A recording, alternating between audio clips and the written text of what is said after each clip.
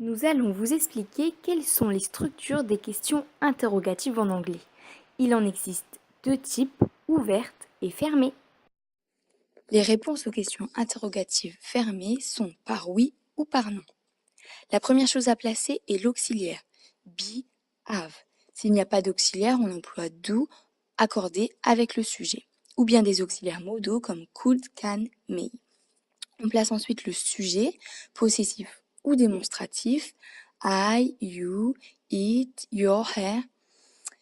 La base verbale se compose du verbe non conjugué, sans terminaison et sans le to placé juste devant, comme like, help, work. Et ensuite, on termine par le complément.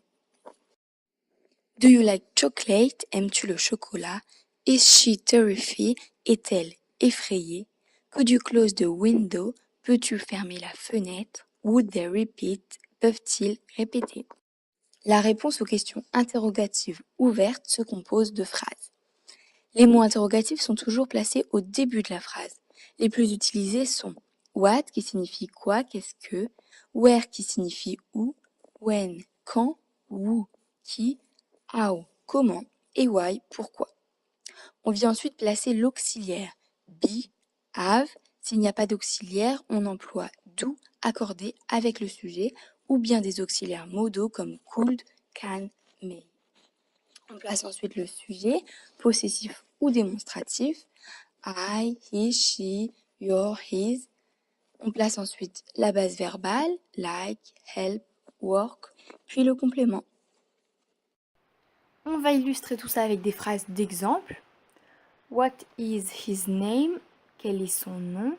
On a bien what en pronom interrogatif, l'auxiliaire be conjugué avec le sujet et puis le complément. Where do you live? Où habites-tu? When do you see your friends? Quand vois-tu tes amis? Who have my dog? Qui a mon chien? How do you go to school?